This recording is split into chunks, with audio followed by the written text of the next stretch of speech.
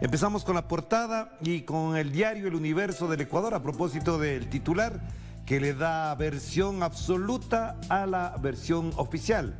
Gobierno niega contaminación en agua de consumo humano a propósito de este derrame petrolero, otro ecocidio en la Amazonía ecuatoriana. Sin embargo, las comunidades, y más bajito, en otro tono, para que no se asuste la gente, para que tenga más prioridad la versión oficial, que dice El Universo, las comunidades y ecologistas afirman que el derrame por la rotura del OSP, que es un oleoducto, así se denomina, así al OSP, sí habría llegado al río Napo. Sí habría llegado, todo en potencial. Cuando las imágenes, las pruebas, las evidencias del derrame se vio en diversas versiones, testimonios, videos de los pobladores cuando el derrame llegaba al río Napo, uno de los más grandes, los más importantes de la Amazonía ecuatoriana. Pero claro, como estamos con El Universo, que es además ya prácticamente el diario también de Guillermo Lazo Mendoza, evidentemente todo sería si habría llegado al río Napo. Y por otro lado, el Comité de Operaciones Especiales autoriza el regreso de estudiantes a las aulas en Guayaquil después del escándalo de la disputa entre la alcaldesa y la ministra de Educación del gobierno de Guillermo Lazo. Un show que no ayuda para nada a resolver el problema de fondo. Uno, la pandemia, y dos, la inseguridad de esa ciudad. En este momento, la más violenta de todo el país y quizás de Sudamérica, según dicen algunos expertos.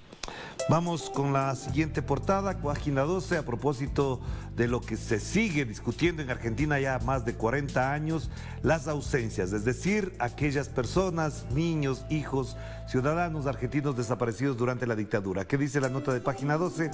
Las abuelas de Plaza de Mayo lanzan una nueva campaña para ubicar a los 300 nietas y nietos nacidos en cautiverio durante la dictadura y todavía desaparecidos. Utilizarán nuevas vías de investigación y comunicación para localizarlos. Están entre nosotros, los vamos a encontrar, dijo Estela Carlotto, quien dirige, que es una de las lideresas, una de las personas más destacadas en esta lucha por encontrar a esos 300 nietos y nietas que desaparecieron durante la dictadura, que algunos incluso siguen justificándola, como que se quedan contentos con que no pase absolutamente nada. Y las familias, los parientes, los padres, ¿qué pasó?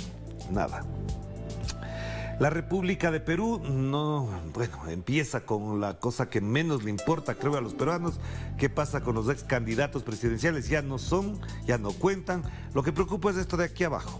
En la práctica esto sí preocupa porque así como ocurrió en Ecuador este derrame petrolero de la OSP, del oleoducto de crudos pesados, una empresa creada hace mucho tiempo, acá se destaca algo que es muy importante. En 5 años la Amazonía peruana registró 566 derrames. ¿Y qué ha pasado? Nada. Esto ya no es de escándalo. ¿Qué dice?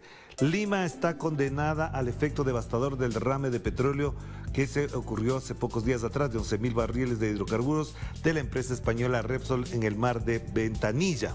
Esto es lo que pasa. Pero en Amazonía, donde se desarrolla la actividad petrolera, estos graves episodios no son eventuales, dice la República de Perú en esta edición del 31 de enero del año 2022. Esto parecería que lo ponen en segundo plano, cuando en realidad debería ser un escándalo mundial. 566 derrames se registraron en los últimos 5 años en la Amazonía peruana. Ligado a lo que mencionábamos anteriormente del Ecuador, porque la Amazonía no es que se diferencia porque pase por ahí una línea, una frontera, es un ecosistema integrado que se comunica por diversas formas y que efectivamente se afecta también de diversas formas. Una de estas, los derrames petroleros. ¿Quién lo hace? El ser humano, la especie de nuestra naturaleza más depredadora de todas. El diario El País de España destaca lo que fue un acontecimiento deportivo, el triunfo de Nadal, que superó a Federer y a Djokovic tras conquistar a los 35 años su 21 Grand Slam, un partido en el que remontó 2 sets a Medvedev. Y esto evidentemente les alegra a todo mundo del ámbito deportivo, del ámbito tenístico además. Pero lo que nos interesa es que ponen, por ejemplo, si se tratara de otro, el socialista Antonio Costa gana las elecciones en Portugal. La extrema derecha de Chega se sitúa como la tercera fuerza del país. Ganó Antonio Costa, el socialista, las elecciones en Portugal. y por supuesto esto cambia el panorama político de ese país. No nos olvidemos que además durante la gestión de los socialistas ese país se desarrolló notablemente, vinieron los neoliberales y ahí tienen las consecuencias de esa crisis que ha atravesado Portugal. Pasamos a algo importante en el diario Últimas Noticias de Caracas, lunes 31 de enero, como destacamos, narcotraficante colombiano reclutaba funcionarios. Víctor Julio Cano Páez fue capturado el 7 de noviembre en el 2021 en el primer golpe dado a la red. ¿Qué destaca aquí este diario? Que efectivamente esto junto a Cano cayeron Luis Victoria, diputado suplente, y Roberto Montaña Victoria, el cerebro del grupo. El 4 de enero fueron detenidos en Táchira la diputada Jeica Pérez y el legislador regional Juan Carlos Shah. Parece, no se ve adecuadamente. Las declaraciones de Pérez condujeron a la detención de la alcaldesa Keiner Fernández y la diputada Tana González. Efectivamente, esto se va descubriendo, pero de esto no dirán nada. No hablarán nada, por ejemplo, la prensa colombiana a propósito de esta detención y estas revelaciones, pero por supuesto tampoco en Estados Unidos, porque hay varias cosas. En el costado derecho, por ejemplo, se dice: la CIA conocía los planes de la operación Gedeón. La defensa de Clever Alcalá Cóndor es acusado de narcotráfico en Estados Unidos, busca anular la causa mostrando las comunicaciones con altos funcionarios gringos. Efectivamente, entonces estaban en contacto y pues no pasa absolutamente nada. Se trata de la gestión gringa con el narcotráfico, con el terrorismo, con quienes mueven todo en contra del gobierno de Nicolás Maduro. Folha de Sao Paulo dice que los militares obedecerán a Lula o a cualquier otro, dice el dirigente, el líder de las Fuerzas Armadas de Brasil. Esto a propósito de que efectivamente se consolida la idea de que el futuro presidente de Brasil sería Luis Ignacio Lula da Silva. A propósito del proceso electoral que ya se vive, que ya se percibe más de cerca. Más información política a propósito de este tema está desarrollada en la portada de Folha de Sao Paulo. Vamos con los portales informativos. Una lamentable noticia en el costado derecho. Obviamente fallece la cantante cubana Zuley Milanés, hija de Pablo Milanés. No conocemos los detalles de esto, pero lamentablemente esto ha ocurrido. Por otro lado, la Comisión de Transición de Haití elige un presidente interino. No sé si esto desatará otra crisis política, pero bueno.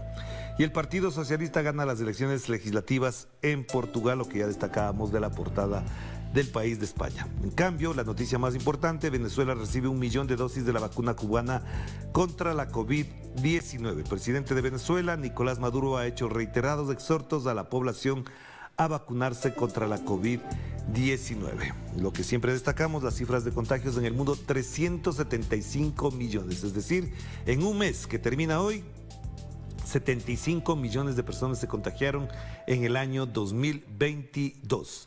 En América Latina 58, más o menos 8 millones, porque empezamos con cifras que bordeaban los 50 millones, 58 millones de contagios en América Latina. Y en Estados Unidos 75 millones. Solamente en Estados Unidos alrededor de 15 millones de personas se contagiaron en lo que va del presente año. Y lo que mencionábamos ya el viernes, rebasó la cifra de los 900,000 fallecidos, se encuentra a este momento en 907,190 fallecidos en Estados Unidos a propósito de la pandemia. RT en su portal destaca: ¿qué se sabe de la nueva versión de la variante Omicron que se detectó en más de 40 países y podría ser 1,5 veces más infecciosa que su predecesora? Esto ya aparece como la versión de los celulares que cambian cada 6 meses. Ahora hay una nueva versión de la variante Omicron que está en análisis, está en estudio y que al menos por ahora no se considera letal en todo el sentido de la palabra, pero efectivamente es más infecciosa, de mayor velocidad de transmisión del contagio. Por supuesto que sí. Y acá una información que no se había destacado. Evo Morales asegura que había un plan para suspender las elecciones del 2020 en Bolivia, disfrazando a policías de campesinos para disparar al ejército. Salen cada día más revelaciones a propósito del manejo perverso, autoritario, dictatorial y hasta terrorista que desató la señora Yanine Áñez, detenida en la cárcel procesada y por supuesto en próximos días incluso se dice que será sentenciada. Y por supuesto también importante, ahora sabemos lo que valen sus palabras. Le dice Lavrov que Rusia buscará de Occidente garantías legalmente vinculantes de seguridad en Europa. Por supuesto, aquí hay todavía harta tela que cortar a propósito de lo que significó esta crisis inducida con Ucrania, que incluso no solamente ha sido rechazada por algunos actores de fuera de estos países, sino por los propios ciudadanos ucranianos que han dicho que se trata de un laboratorio mortal el que se quiere implementar en ese país. ¿Por parte de quién? De Estados Unidos. Avanzamos, vamos cerrando con los portales informativos a propósito de la posesión de Xiomara Castro. Todavía hay ecos de su posesión. Xiomara Castro afirmó fortalecimiento de lazos de unidad con México y presentarán plan migratorio a los Estados Unidos.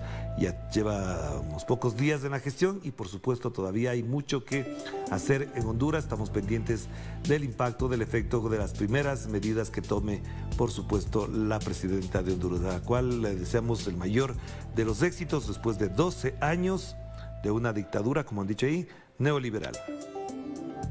Vamos cerrando con el portal de la agencia española EFE. El ciclón bomba en Estados Unidos deja nieve, frío, cortes de luz y suspensión de vuelos. Al igual que acá en América Latina, las lluvias crean problemas, hay dificultades, pero por supuesto no ha salido por acá absolutamente nada. Lo que sí es destacado, porque es de última hora, al menos 2 muertos y 4 heridos en un tiroteo durante el concierto en Paraguay. Esto fue una noticia de hace pocas horas, o sea, en la noche de Paraguay, pero que tuvo impacto en las últimas horas en general en el mundo. Vamos a hacer la primera pausa y enseguida volvemos con más de Enclave Mediática.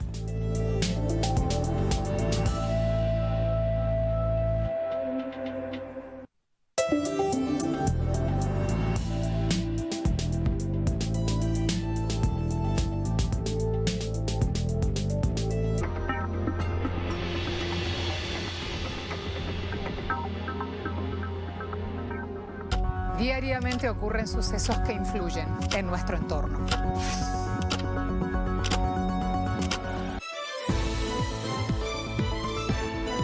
Entérate de las noticias más relevantes de América Latina y el mundo en nuestra agenda abierta.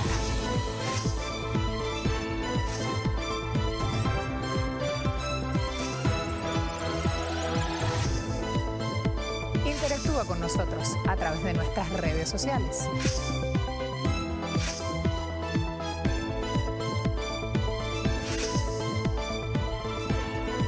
Los esperamos aquí, de lunes a viernes, solo por Telesur. Recorre los acontecimientos nacionales e internacionales en un espacio que ofrece lo más relevante del panorama mundial y lo que fue noticia durante toda la semana. En síntesis, todos los viernes, solo por Telesur.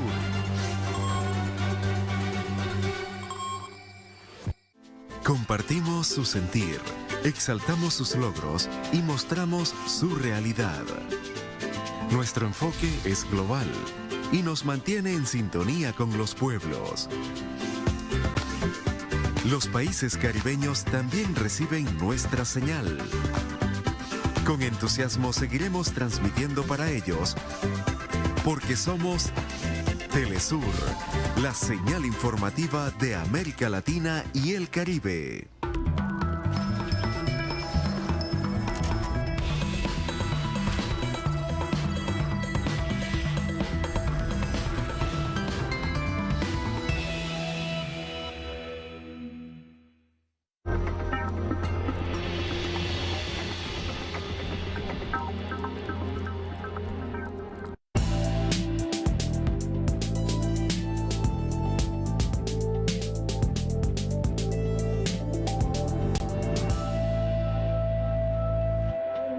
Regresamos, estamos con ustedes con Enclave Mediática, el programa de Telesur que hace un análisis del tratamiento de la prensa sobre nuestra realidad.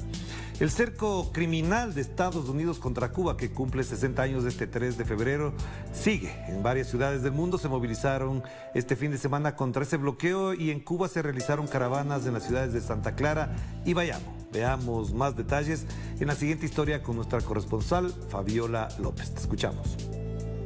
El bloqueo económico, comercial y financiero de Estados Unidos contra Cuba iniciaba oficialmente en 1962, luego de que el presidente John F. Kennedy firmara la orden ejecutiva 3447. Desde entonces, los habitantes de esta isla y cada vez más ciudadanos en el mundo exigen su derogación. Así sucedió en la ciudad de Santa Clara este fin de semana. Y hemos venido en motonetas, en motos, en motorinas, en bicicletas, para demostrar que el bloqueo es una flagrante violación de los derechos humanos y que los jóvenes estamos en representación de todos para decir no al bloqueo y que precisamente esta política genocida debe cesar. A lo largo de más de 60 años, 13 administraciones estadounidenses han recrudecido el bloqueo hasta niveles alucinantes, sancionando a terceros países y a compañías que comercian con esta isla. Pues ellos no pueden hacerlo, ellos lo que están apretando las medidas, pues es lo que no pueden hacer más nada. Cuba tía, está muy fuerte, el gobierno de Cuba está con el pueblo de Cuba está con el gobierno de Cuba, pues ellos no pueden hacer más nada. Durante la pandemia, la Casa Blanca no flexibilizó sus sanciones a pesar del llamado de la comunidad internacional que apoya anualmente en la Asamblea General de la ONU la moción cubana de poner fin al bloqueo de Estados Unidos contra Cuba. Que realmente nosotros somos más fuertes, somos fuertes de idea, somos fuertes de valor, de honestidad. Tenemos nuestros sentimientos arraigados a todas las luchas y todas las batallas que hemos enfrentado con todos nuestros héroes de nuestra revolución. No han podido derrotar la revolución por las convicciones que tenemos nosotros los cubanos y lo que nos inculcó Fidel a nosotros, a todo el pueblo, que lo seguimos y seguiremos siempre con él. Porque con el pueblo de Cuba y con la revolución nadie puede. La medida de guerra que con indignación rechazan los cubanos fue sugerida por el vicesecretario de Estado Lester Mallory durante la administración Eisenhower en un memorándum secreto que aconsejaba privar a Cuba de dinero y suministros para provocar hambre, desesperación y el derrocamiento del gobierno. Han pasado más de 60 años y no lo han logrado.